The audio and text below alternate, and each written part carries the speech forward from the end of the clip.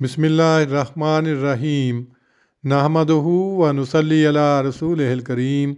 صحیح البخاری کتاب مواقیت الصلاۃ باب 21 وقت العشاء اذا اجتمع الناس او تاخروا، یعنی عشاء کا وقت جب لوگ اکٹھے ہو جائیں یا دیر کریں۔ حدیث نمبر 565۔ حضرت جابر بن عبداللہ رضی اللہ عنہ سے نبی صلی اللہ علیہ وسلم کی نماز سے متعلق پوچھا گیا۔ انہوں نے کہا، آپ ظہر تو دوپہر کے بعد پڑھا کرتے تھے اور عصر ایسے وقت میں پڑھتے تھے کہ سورج ابھی روشن ہوتا، اور مغرب ایسے وقت میں پڑھتے جب سورج غروب ہو جاتا، اور عشاء جب لوگ زیادہ ہو جاتے تو جلدی پڑھتے، اور جب کم ہوتے تو تاخیر فرماتے، اور صبح اندھیرے میں پڑھتے۔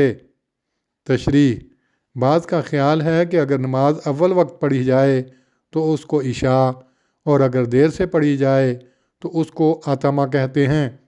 اس باب میں یہ خیال رد کیا گیا ہے۔ اس روایت سے یہ بھی ثابت ہوتا ہے کہ لوگوں کے اکٹھا ہونے کا بھی خیال رکھا جاتا تھا۔ اللہم صلی علی محمد وعلی آل محمد کما صلیت علی ابراہیم وعلی آل ابراہیم انک حمید مجید۔ اللہم بارک علی محمد وعلی آل محمد کما بارکت علی ابراہیم وعلی آل ابراہیم انک حمید مجید۔